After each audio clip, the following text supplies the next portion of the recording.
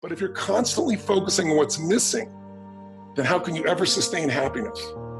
And if you achieve everything you've ever dreamed of and you're unhappy, what's the quality of your life? What is success? What is failure? Most of us in life, we work so hard for things. We think life's going to be a certain way, but as you're going to discover, life is never a straight line. You know, we're taught that. We think line is just, I'm going to go from here to there. But if you look in nature, you never see a straight line in real nature. If it's a straight line, a human built it. And so it's a process of evolving, of growing, dropping back, growing, dropping back. And challenges are what really grow us.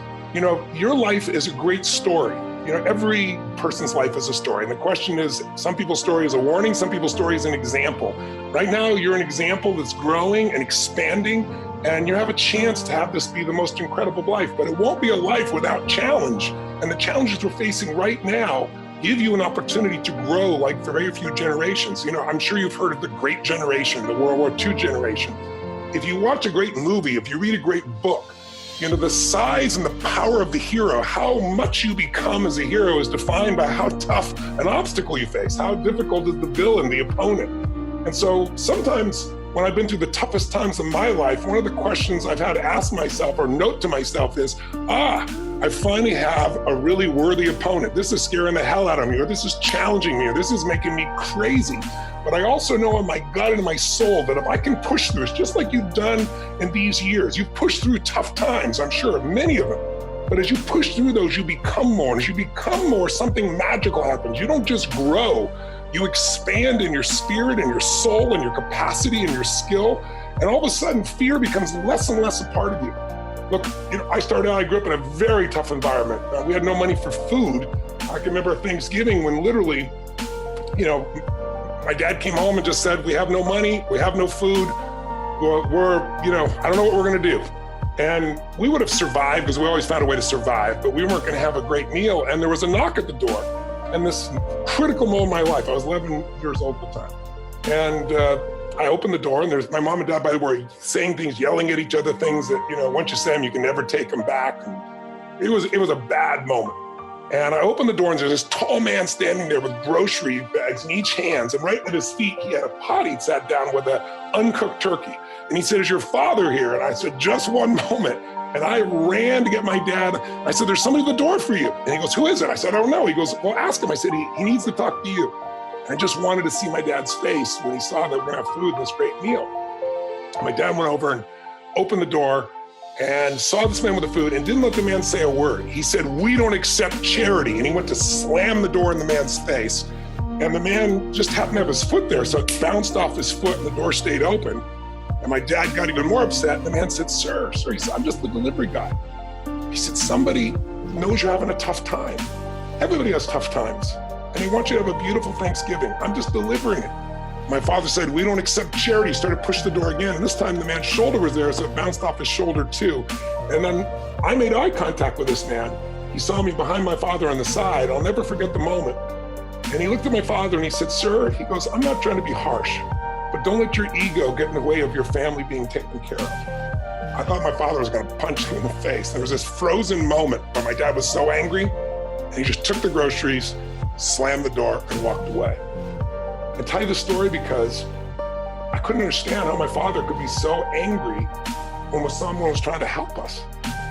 And I didn't figure it out till years later. But what I figured out and what I want to plant a seed with you on is that our decisions control our life and our destiny more than anything else. Don't get me wrong, there's things you can't control. There's COVID-19, things happen. But what really controls this is not what's happened, it's how we respond to it.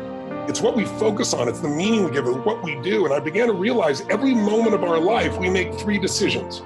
And since you're graduating today, I thought it'd be really useful to bring these 3 decisions up to your conscious awareness so that if you want to, you can remember these 3 little decisions because they're happening every moment of your life. And if you don't make them consciously, they're gonna be made unconsciously because the world's coming at us. It's ringing and stimulating and vibrating in our pockets. It's all around. We're not an information society. Information society died a long time ago. There's so much information. We're drowning in information. We're starving for wisdom. Whatever you focus on, you're going to feel it.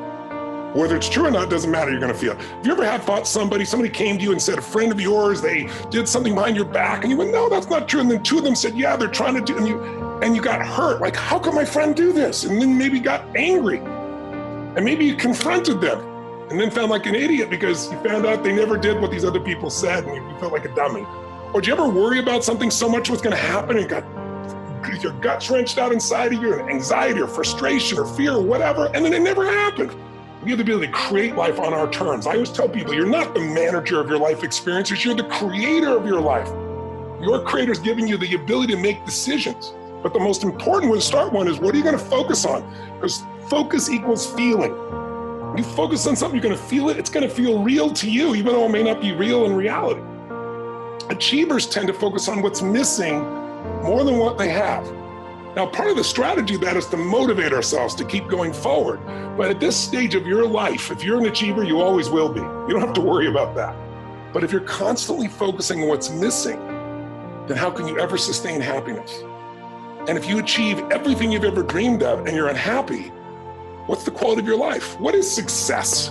What is failure? Failure is not being able to do anything meaningful in your life. Failure is living in frustration, anger, and sadness all the time. Success is finding a way to grow, to expand, to love, to contribute, to make a difference. And so in our minds, the more we focus on what's missing, the more overwhelming it becomes for us.